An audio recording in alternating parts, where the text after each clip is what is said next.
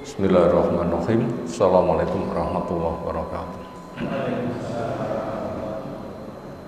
Alhamdulillahirabbil alamin walladzi arsala rasulahu bil huda wa dinil haqq liyudhhirahu 'alad dini kullih wa kafa billahi syahida wa asyhadu an la ilaha illallah wahdahu la syarikalah wa asyhadu anna Muhammadan abduhu wa rasuluh. Allahumma shalli ala Muhammad wa ala alihi wa ashabihi wa man tabi'ahum bi ihsanin ila yaumiddin. Ya ayyuhan nas ittaqu rabbakum alladzi khalaqakum min nafsin wahidah wa khalaqa minha zawjaha wa bassa minhuma rijalan katsiran wa nisaa'a wattaqullaha alladzi tasaaluna bihi wal arham innallaha kana 'alaikum raqiba wa ba'd. Fa inna asdaqal hadits kitabullah wa khairal hadyi hadyi Muhammadin sallallahu alaihi wasallam syarrul umuri muhdatsatuha fa inna kulla muhdatsatin bid'ah wa kulla bid'atin dhalalah wa kulla dhalalatin finnar. Ayyuhal ikhwah akramana subhanahu wa ta'ala, tema yang kita kaji di taklim kita malam hari ini tentang al-wasiyat bin nisa, menerima pesan Islam yang isinya supaya berbuat baik kepada istri. Menerima pesan dari Islam supaya berbuat baik kepada istri, itu tema yang kita angkat. Adapun alasan kenapa kita butuh memahami tema seperti itu, karena laki-laki adalah kaum penanggung jawab.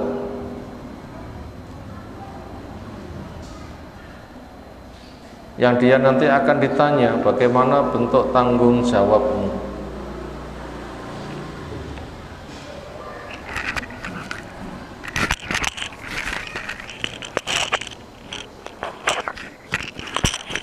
Adapun tujuan tema kita angkat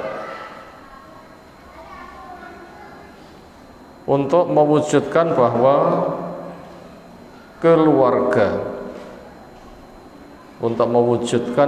keluarga itu merupakan media membangun peradaban. Nah, supaya bisa terwujud maka butuh kerjasama kompak antara suami istri.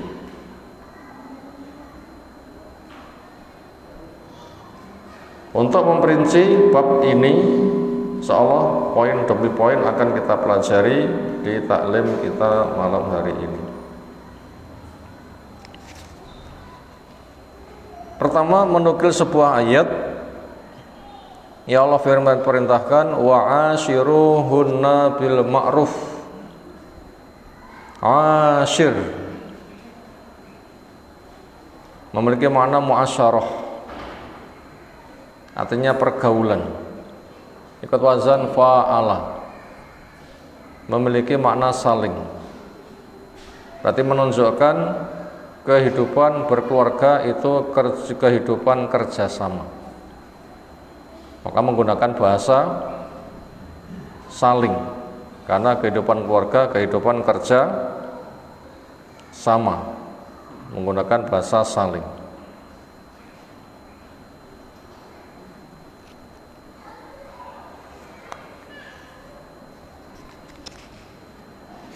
Sehingga nanti akan mendapatkan imbalan ketika laki-laki mempelopori untuk berbuat baik.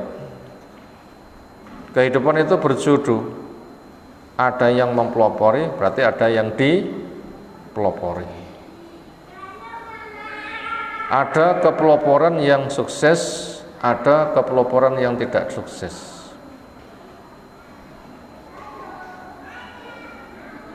Ketika Allah memerintahkan berarti berpotensi sukses. Ketika tidak sukses itu bersifat sesekali, tapi tidak bersifat selamanya. Semisal bernafas, menghirup, mengembus itu serasi. Walaupun kadang ada orang itu tidak serasi, makanya nafasnya menjadi megap-megap. Maka ketika suami mempelopori, nanti harapannya istri akan terpelopori. Apabila belum, nah disitulah harus disiapkan yang namanya pesan-pesan. Yaitu adanya perintah istausu binisa'i khairan. Terimalah wasiatku supaya kamu berbuat baik kepada istrimu.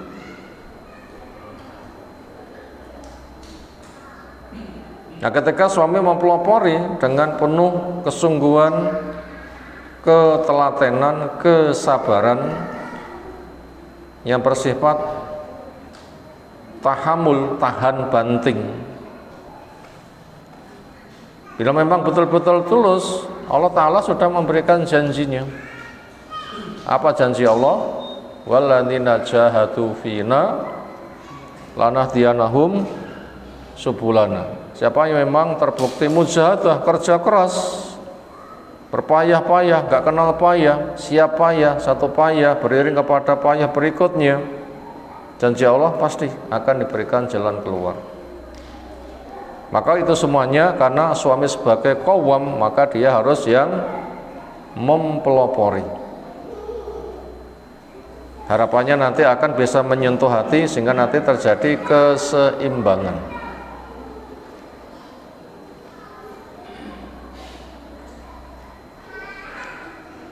Adapun bentuk muasyarah yang ada, pergaulan baik apa, di sini ternyata enggak diperinci. Memberitahu kepada kita segala sesuatu masuk di dalamnya asalkan punya nilai ma'ruf. Entah ma'ruf itu yang direkomendasikan dari agama atau ma'ruf itu sudah dikenal di dalam tradisi yang siapapun paham menerima dan jelas maslahat. Ma'ruf dikatakan ma'ruf oleh agama, memang itu telah ditetapkan. Apa misalnya? Makan, pakaian, tempat tinggal.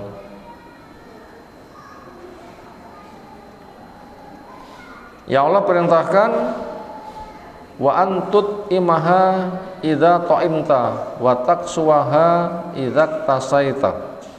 Kamu beri makan dia di mana kamu juga butuh makan, kamu beri pakaian dia di mana kamu butuh pakaian.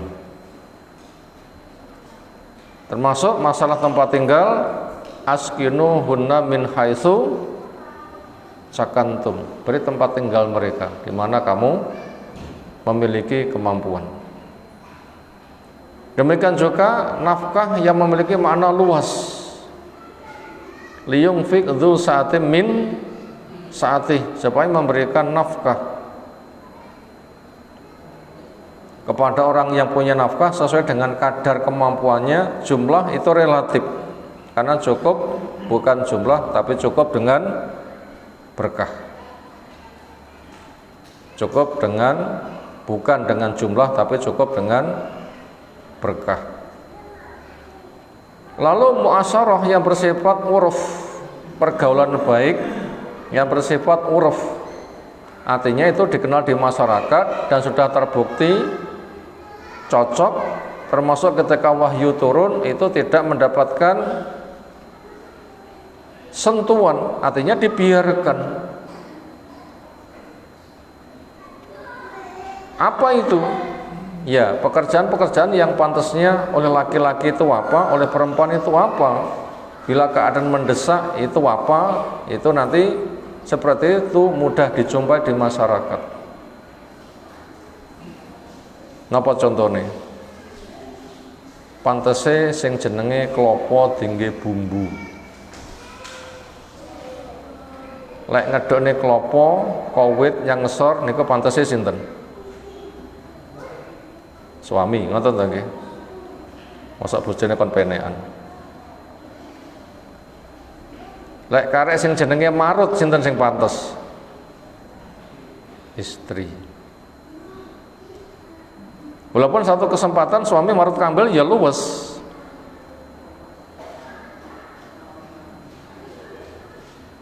Itu sifatnya ada waktu longgar saling sifatnya gitu.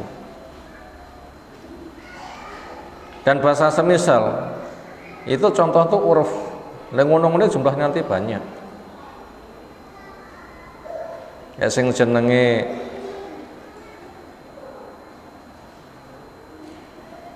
nyekel pacul ya suami, sebatas nyapu ya istri. Tapi satu kesempatan suami luwes tukang nyapu nggih mboten masalah. Dan bahasa semisal itu uruf. Hukum seperti itu. Nah, itu ma'ruf tinjauan dari agama atau uruf yang dikenal di masyarakat, siapapun cocok dan memang hukum asal itu boleh, maka semuanya yang punya nilai ma'ruf kerjakan. Semuanya yang punya nilai ma'ruf adalah kerjakan. Nah, senada dengan itu, semuanya yang punya ma'ruf itu kerjakan. Itu diantara perintah wa'ashiruhunna bil ma'ruf, pergauli mereka dengan uruf, dengan ma'ruf, sesuatu yang dinilai agama memang itu baik, dinilai oleh fitrah manusia sebagai kebutuhan sehari-hari, itu juga tidak menjadi masalah. Nah, itu untuk disilahkan yang seperti itu. Termasuk untuk berbuat kepada istri itu pada masalah-masalah yang kadang itu memiliki nilai rumit, walaupun nanti juga akan mudah buat yang dimudahkan oleh Allah. Napa? Perkara yang seringnya rumit tapi mudah yang dimudahkan oleh Allah dalam urusan keluarga. Napa? Yang situ suami tetap diperintahkan untuk berbuat baik kepada istrinya. Urusan poligami. Poligami napa wayuh? Wayuh napa ta'addud? Ta'addud napa golek dobelan? Nggih monggo kersa jenenge napa? Seringnya rumit, tetapi mudah buat orang yang dimudahkan oleh Allah.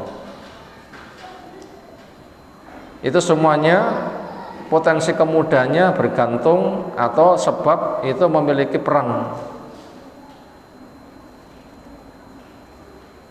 Karena secara bawaan dasar laki perempuan itu tidak sama. Bawaan dasar laki-laki pengen wayuh, bawaan dasar perempuan gah diwayu. Itu namanya bawaan dasar. Bawaan dasar nanti bisa berubah. Apakah setiap laki-laki yang bawaan dasarnya itu wayuh mesti wayuh? Kata semundi sing wayuh karo sing ora.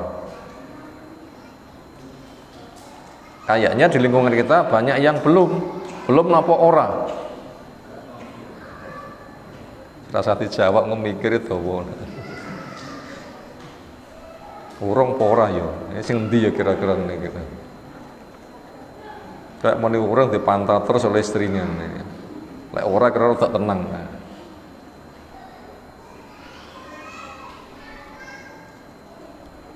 Demikian juga bawaan dasar istri yang tidak mau, apakah selamanya mereka juga tidak mau? Bahkan juga ada yang malah semerintil nawari. Adakah istri Nabi yang menawari, kenapa engkau tidak menikahi si fulanah? Ada istrinya yang menawari begitu. Kenapa? Ingin berserikat di dalam kebaikan. Atau sadar memang alam perempuan itu laki lebih dikit daripada perempuan, maknanya perempuan lebih banyak. Akhirnya membayangkan, ya bejo aku sing kerabi, pomaku sing angel golek jodoh terus piye? Pomo aku angel golek jodoh ditulung ya gelem. Sementara tuntutan iman adalah mencintai saudara seperti mencintai diri sendiri. Akhirnya dia tata pikirannya, walaupun rapatnya senang tapi ia arahkan dirinya, akhirnya menawarkan. Itu juga mungkin terjadi.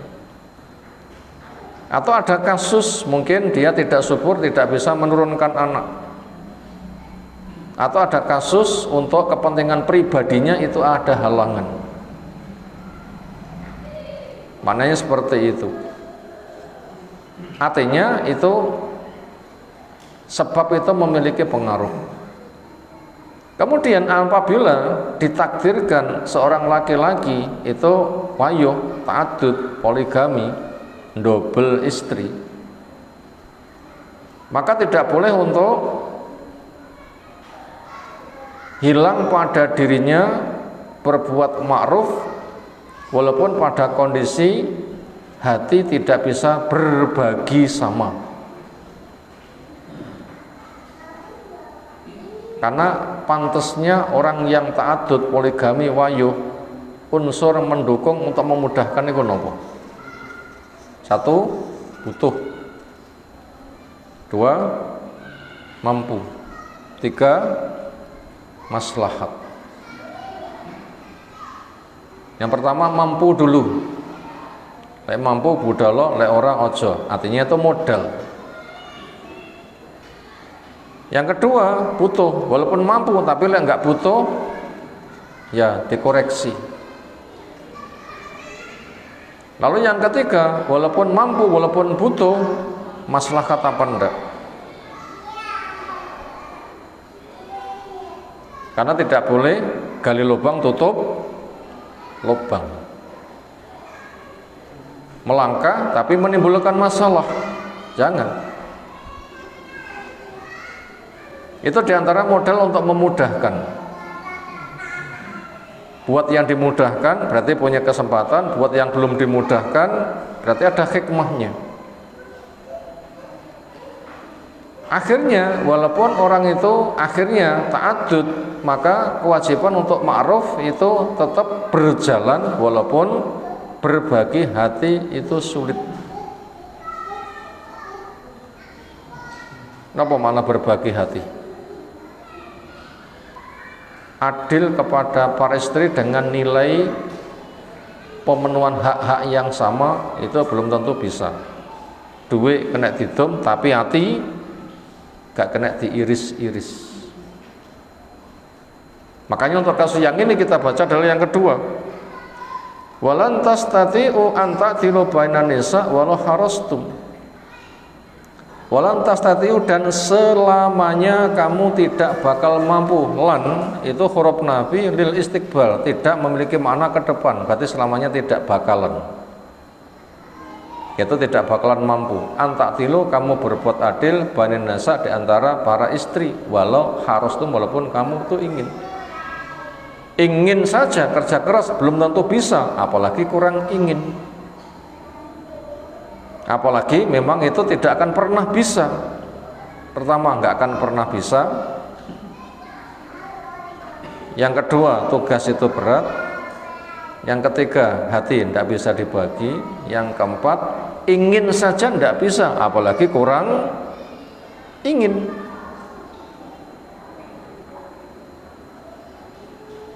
Tetapi pada kondisi walaupun seperti itu, kewajiban berbuat ma'ruf kepada istri tetap. Bagaimana? Jangan terlalu mencolok walaupun tidak sama. Makanya pesan Allah, fala tamilu kulal maili, kamu jangan condong sing terlalu mencolok. Fatadaruha, maka kamu telantarkan sebagian istrimu kalmu alaka, seperti nasib yang menggantung. Diarane duwe bojo tapi ora entuk apa-apa. Diarane bebas, jereke ya bangga dadi bojone. Mungkin gambaran angele seperti ungkapan bagaikan makan buah simala kama. Gak dipangan mboke sing mati, dipangan pake sing mati. Diarane duwe bojo yo ndi buktine diarane ora, jereke ya bangga punya keterikatan. Itu namanya condongnya yang terlalu mencolok.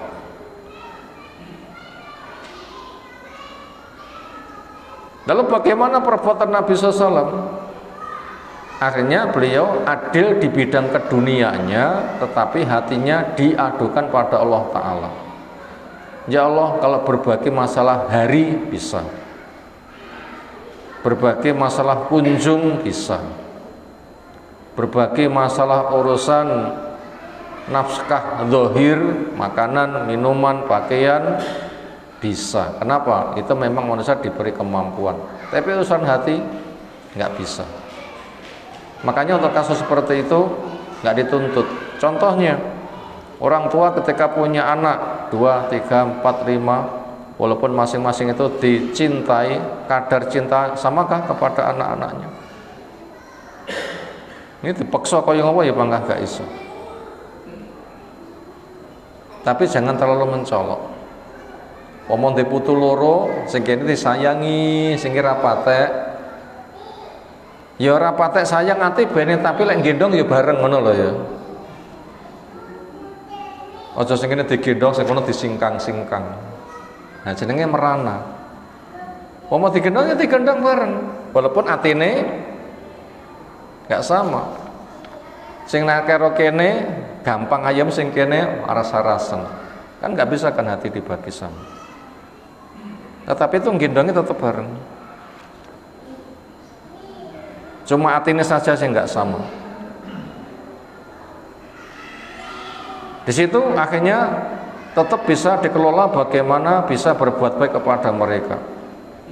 Allah berpesan wa in tuslihu wa tattaqu fa innallaha kana ghafurur rahim. Jika kamu mau berbuat islah dan tetap menjaga takwa, maka sungguhnya Allah itu bila kamu punya salah siap untuk mengampuni, bila kamu butuh kasih sayang, butuh waktu, Allah juga memberikan jeda sehingga nggak segera dihukumi. Bagaimana bentuk islah? Bentuk islah, kondisi istri yang double tetap berbuat islah kepada mereka gimana? Islah itu adalah mengambil jalan tengah. Apa itu islah? Mengambil jalan tengah antara separuh korban dan separuh hak. Itu namanya islah. Contoh islah itu begini.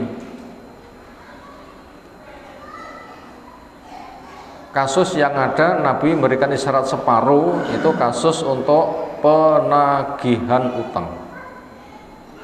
Dijumpai di masjid ada 2 orang engkel-engkelan sampai suaranya meninggi. Ketemu Nabi, dicek ternyata kasus sing sitok duwe kewajiban bayar utang, sing sitok punya hak nagih utang. Sing nagih utang bengkereng, sing ditagih utang mengkeret. Sitok bengkereng rumoso ndiha, sing sitok mengkeret, ketika tertindas pun juga banggil. Makanya suaranya menjadi apa? Meninggi. Apa kata Nabi? Isyarat separuh. Bahasa kita itu separuh tuh gini, setengah, siji, seret, loro, ngoten lagi. Bahasa kita isyaratnya tuh maknanya seperti itu. Artinya apa? Artinya karena yang kamu tagih itu rong duwe, tapi waktunya sudah habis. Memang kamu punya hak nagih. Jalan tengahnya dia apa-apane dia itu memang ora kena diperes. Apa yang diperes? Oh, panjang randuwi diperso ya panggah ramatu banyu nih. Makanya dia tetap membayar, tapi cukup dengan separuh. Kamu tetap menerima bayaran, tapi hanya separuh. Jadi ya entuk separuh, kalah separuh. Islah yang ada itu contohnya. Walaupun istri itu rapatek disenengi, tapi tetap diserawungi. Walaupun rapatek disenengi, tapi napa? Tetap diserawungi. Sing diserawungi seneng, aja nemen-nemen. Itu namanya paron-paron. Aja nganti mek sebatas ngepene sing disenengi kono diulihne. Atau didesak-desak supaya menebus diri. Atau dibiarkan menggantung. Tetap dadi bojone tapi enggak diopeni, itu enggak boleh. Nah begitu. Yakinnya itu apabila ada hari bergilir ya tetap masalah nafkah zahir, makan, minum, pakaian, tempat tinggal ya diwehi walaupun atine rapat srek beda karo sing sitoke. Kebutuhan hari bergilir ya wayah nek kono ya nek kono ya nek kene ya nek kene. Walaupun nek kono mungkin sewengi lek bal-balan gul ping 3 napa ping 4 nggih duka. Sing nek kono raketang mek adu geger. Tapi ya bangga dikeloni ngoten istilahnya. Andaikan itu tandang itu mungkin setengah mainan atau aras-arasan, tapi ya tetap merasakan. Kenapa? Memang penampilan zahir itu dipengaruhi oleh hati atau juga ada sebab-sebab yang lain. Karena sebab itu banyak sifatnya. Itu termasuk dari makna islah. Sehingga jangan sampai dia itu memiliki nasib yang menggantung. Ini suami diperintahkan. Ini tentunya buat orang yang memiliki kondisi seperti itu. Temanya diangkat, nek kene apa nek sing payu kok dadak diangkat bareng. Masalahnya bukan itu saja, itu sebatas contoh berbagi hati. Apakah berbagi hati itu hanya suami istri tok? Jawabnya tidak. Akhirnya masyarakat lain yang bisa kita ambil kasus berbagi hati termasuk wong tua ngopeni anak, sehingga akan berlaku hukum ini apa? Adil. Nggak akan sama orang tua cintanya kepada anak. Anaknya papat masing-masing 20% gak iso. Mungkin anak sing A 75%, engko sing liyane enek sing mek 5, enek sing mek 3, enek sing 13, mungkin ngoten lagi. Tetapi untuk penampilan zahirnya tetap mau digendong ya digendong kabeh walaupun rasanya hati itu beda. Karena gendong itu termasuk tuntutan adil zahir, hati kita nggak dituntut. Sehingga jangan sampai mencolok kepada anak atau cucu sing kae disayangi, saya ditelantarnya, lek kae mesti digendong, aku mesti disingkang. Nah, jangan sampai terjadi. Digendong ya digendong kabeh walaupun rasanya berbeda. Demikian juga kakak kepada adik-adiknya, sama enggak tresnane kakak kepada adik-adiknya? Enggak sama. Adik sing kuwi saya sayang, adik sing kae mesti dicing. Napa dicing niku?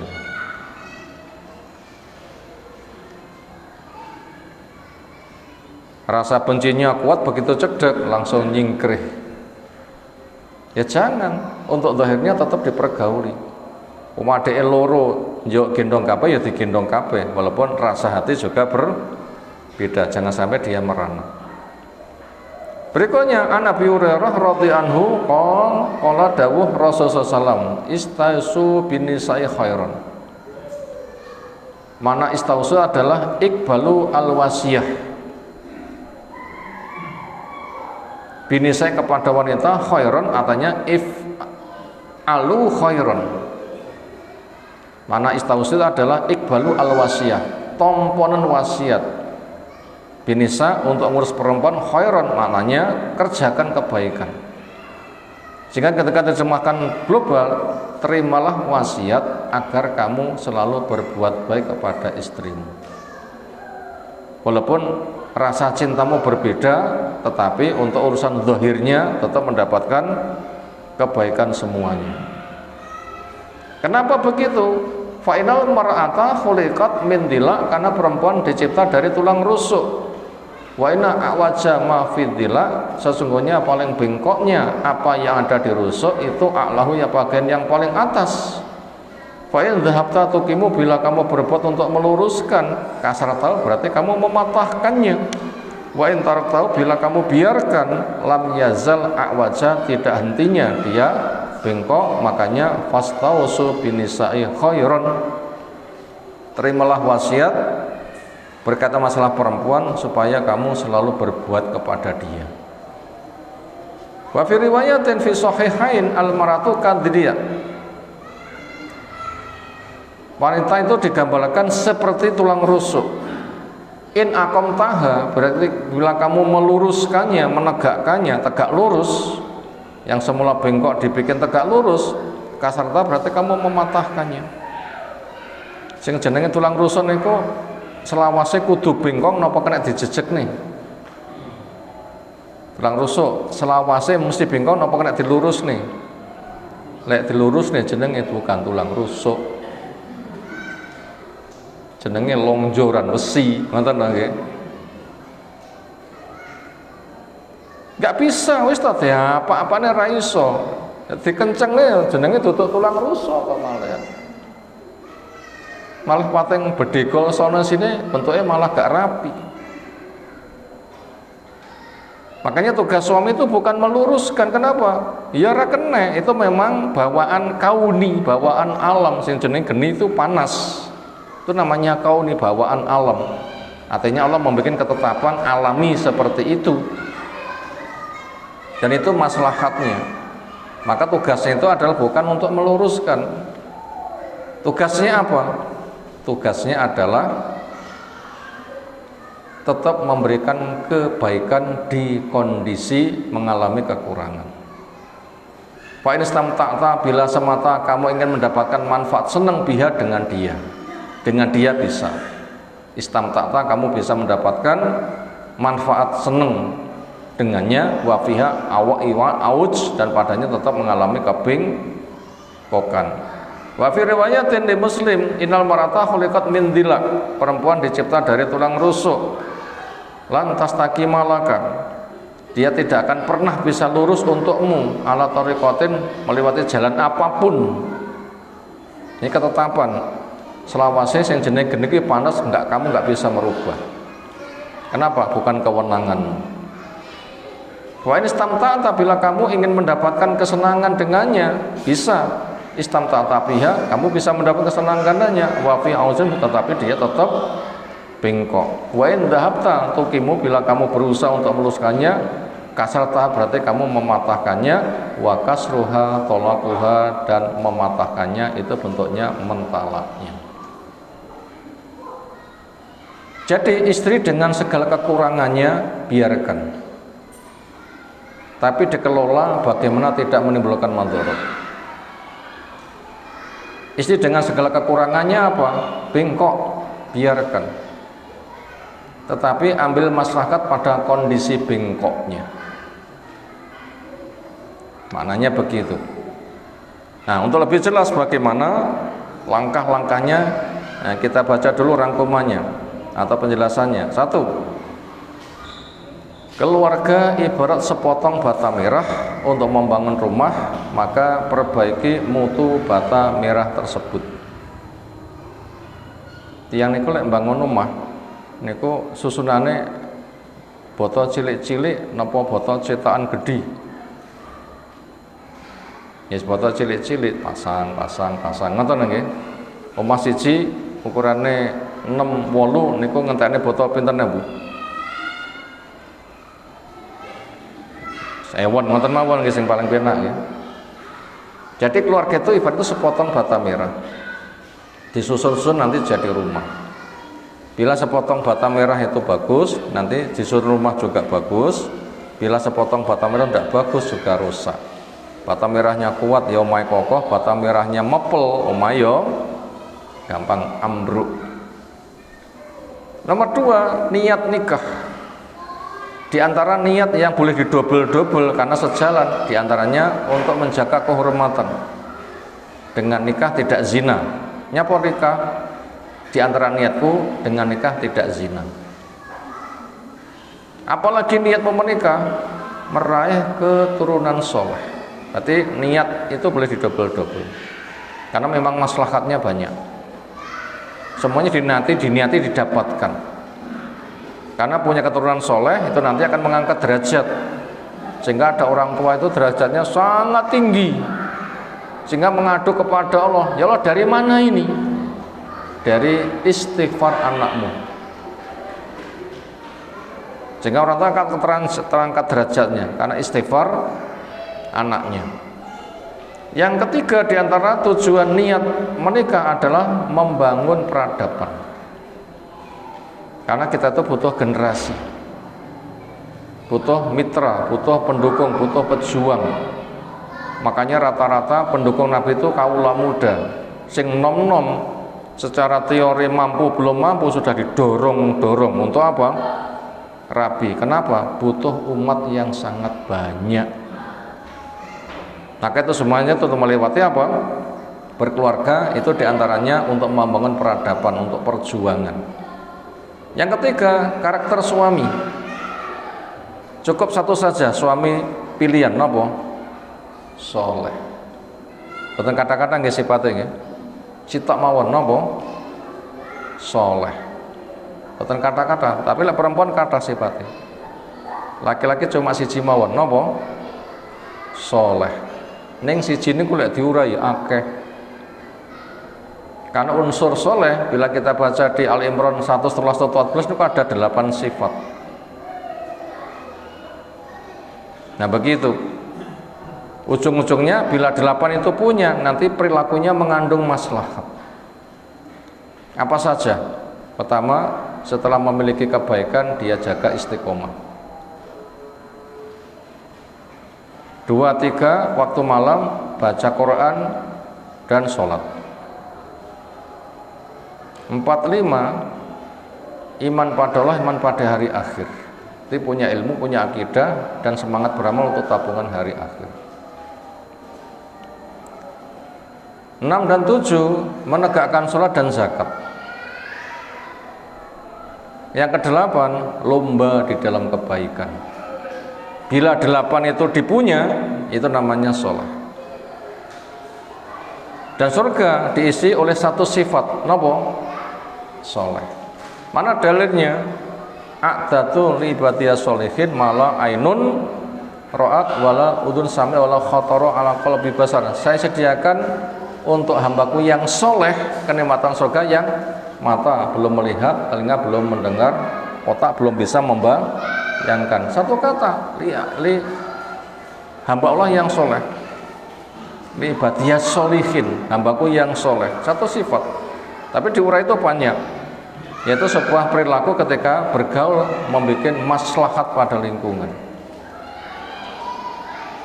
Kemudian yang keempat, karakter istri, yaitu 4 sifat yang dengan 4 sifat itu dia jadi penduduk surga. Apa?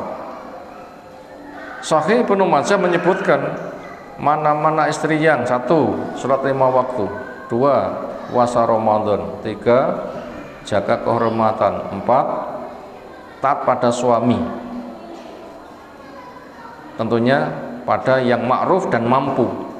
Maka siapa yang punya sifat ini silahkan dia masuk surga lewat pintu mana saja yang diinginkan. Apa? 1 menegakkan sholat, 2 menjaga puasanya, 3 jaga kehormatannya, 4 taat kepada suaminya. Silahkan masuk surga lewat pintu mana saja yang inginkan. Nomor 5, kewajiban pasutri, pasangan suami istri. Apa? Masing-masing mendahulukan kewajiban. Biasanya suami istri tukaran itu napa sebabnya? Engkel-engkelan. Kene butuh kono enggak ngayemne, kono butuh kene enggak ngayemne. Menuntut hak ujung-ujungnya. Akhirnya sikotel incip malah sikut-sikutan, bagi ngoten lho ya. Itu menyebabkan geger. Makanya bagaimana kewajiban suami istri? Masing-masing mendahulukan kewajiban, adapun hak itu diminta kepada Allah.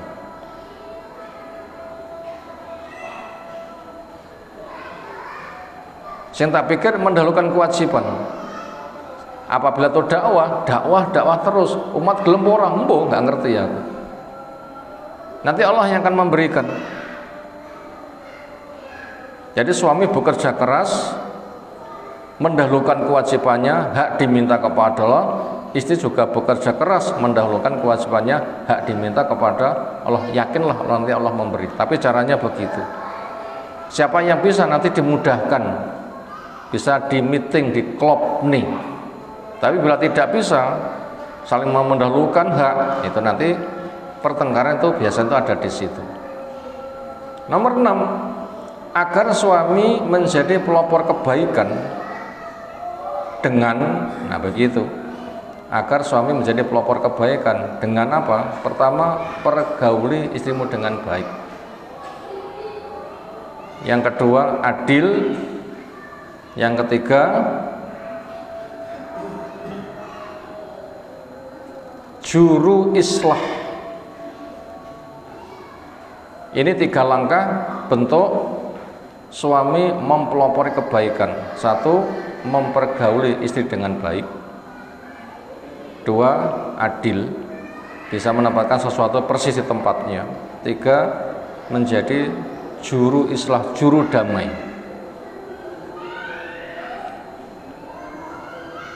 Yang butuh untuk kita selami supaya suami bisa menjadi juru damai. Gimana caranya? Pertama, supaya menyadari suami itu sebagai pelamar. Secara kodrat, yang ngelamar laki atau perempuan? Sinten? Kodrat, kadar wajari suami, tapi kenyataan ya rono-rono.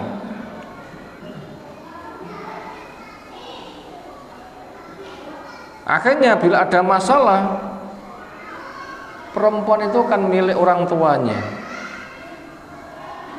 Jadi milikmu memang tok jaluk. Saat durunge tok jaluk, karo wong tuane ya dopeni.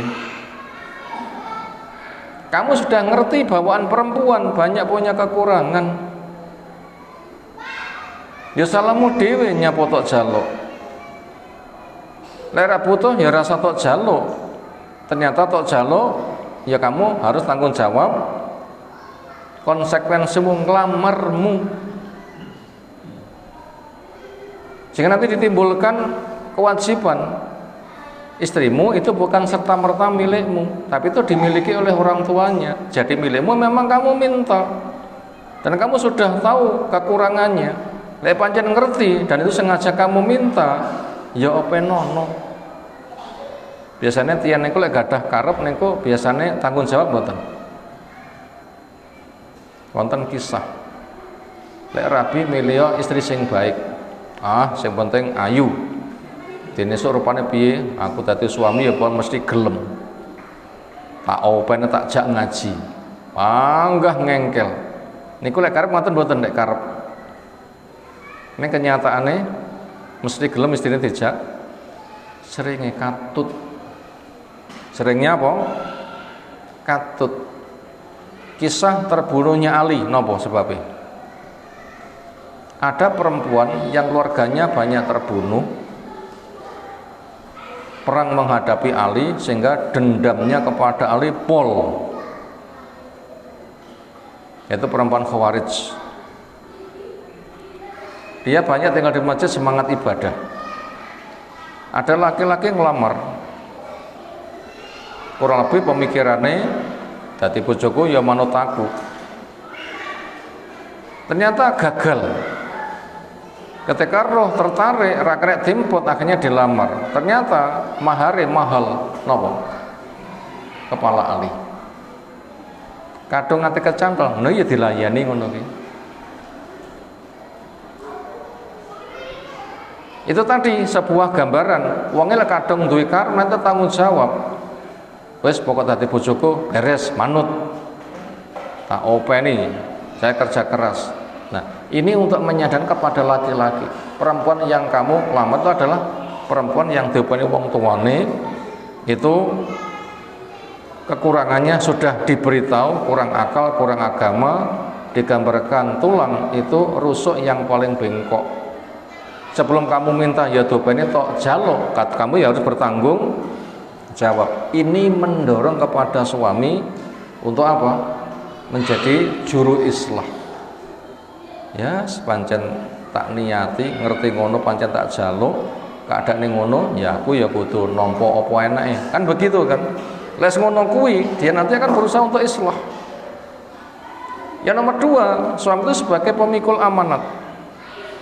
Karena dikatakan arijalu qawwamuna 'ala nisa. Laki itu pemimpin kepada perempuan. Dan ketika orang tua menyerahkannya penuh dengan amanat.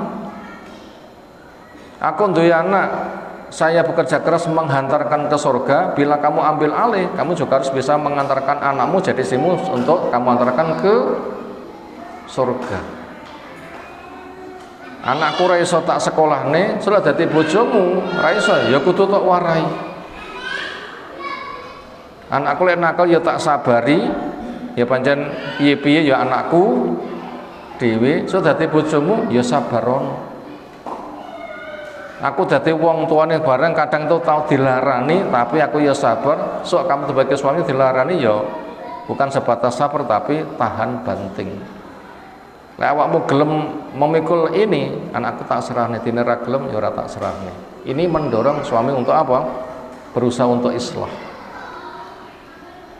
Lalu yang ketiga, suami itu memang imam. Suami itu memang apa? Imam. Di antara niat perempuan, Mbak, nyapa rabi, napa seringnya jawabannya? Aku golek imam. Ngoten-ngoten biasanya. Sadar. Nyapa Mbak Rabi? Aku golek imam. Memang Nabi Ibrahim profil seorang suami itu imam. Itulah yang juga kita minta, wa ja'alna lil muttaqina imama. Kalau gitu imam itu apa? Imam itu adalah orang yang semangat cari ilmu. Imam itu adalah orang yang bekerja keras mengamalkan ilmunya. Imam itu adalah ketika punya masalah menyelesaikan masalah dengan ilmu. Makanya itu sregep untuk mengajarkannya. Ada 4 unsur imam: semangat cari ilmu, kerja keras mengamalkan ilmunya, kerja keras mengajarkan ilmunya, kemudian bila ada masalah menyelesaikan dengan ilmu. Ini mendorong kepada suami untuk apa? Berbuat baik. Kenapa? Kamu itu imam, memang diberikan garapan. Ibaratnya kamu itu guru, ya kadang muridnya bandel ya sabar. Ini kira-kira guru ini mutong ngomong mboten. Lah ini dadi guru ya memang dicepai sing rong pinter-pinter. Lek gak dicepai rong pinter ya rasa dadi guru. Yes, nolongso aku dadi guru mesti untuk bocah sing ndablek-ndablek. Jadi salahmu dhewe niatmu dadi guru, memang tugasnya ngopeni sing ndablek-ndablek ngono. Memang imam itu begitu. Memang itu begitu. Ini juga akan mendorong untuk berbuat baik. Kemudian yang nomor 4, berusaha untuk menjadi suami yang terbaik. Ini supaya suami sebagai pelopor kebaikan, sebagai juru damai, kerja keras untuk membuat islah. Apa yang keempat? Berusaha keras untuk menjadi suami yang terbaik. Napa karakter suami yang terbaik? Khairukum li ahli wa ana khairukum li ahli. Wong sing paling apik di antara kamu yang paling baik kepada keluarganya. Dan kamu bila terbaik lalu dilomba dengan saya terbaik, saya lebih baik daripada kamu. Itu mana dari hadis khairukum li ahli wa ana khairukum li ahli. Ini apabila suami sadar memang profil suami itu harus berusaha memberi kebaikan. Inilah mendorong dia nanti bisa bermuasyarah yang baik kepada istrinya. Nah, siapa yang bisa mewujudkan itu merupakan perwujudan dari perintah istausu bin nisa'i khairon. Terimalah sebuah wasiat supaya kamu berbuat baik kepada istrimu. Di mana istrimu itu banyak kekurangan, maka supaya kamu nanti bekerja keras pelopor di dalam kebaikan, maka 4 hal itu supaya dipegang. 1, memang suami melamar. Kedua, memang dapat mandat amanat dari orang tuanya, dipercaya iso open-open. Kemudian yang ketiga, suami itu memang menjadi seorang imam. Kemudian yang keempat, berusaha untuk menjadi suami yang terbaik, yaitu paling baik untuk memberikan maslahat kepada istrinya. Nah, apabila 4 hal ini dipunya, insya Allah nanti suami akan bekerja keras untuk mempergauli istrinya dengan baik. Bila itu terjaga, disitulah diharapkan nanti akan muncul anak-anak yang baik dengan keluarganya, nanti akan bisa menjadi alat untuk membangun peradaban. Maka keluarga itu sepotong bata merah, bila bagus akan bagus bangunannya, tapi apabila sepotong bata itu rusak, rumah pun juga akan mengalami kerusakan. Bangunlah masyarakat dengan berangkat keluarga masing-masing. Demikian materi yang kita kaji di kesempatan malam hari ini. Semoga Allah jadikan kita orang yang bisa memberikan maslahat kepada lingkungan kita. Ada tanggapan silakan.